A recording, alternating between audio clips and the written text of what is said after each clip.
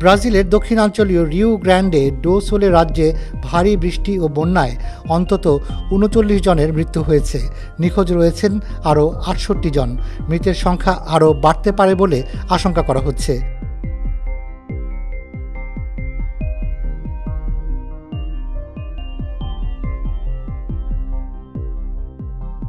Rio Grande do সুলের civil defence কর্তৃপক্ষ জানিয়েছে, বৃষ্টি ও বন্যায় কমপক্ষে ২৪,০০০ মানুষ বাস্তুচ্যুত হয়েছেন।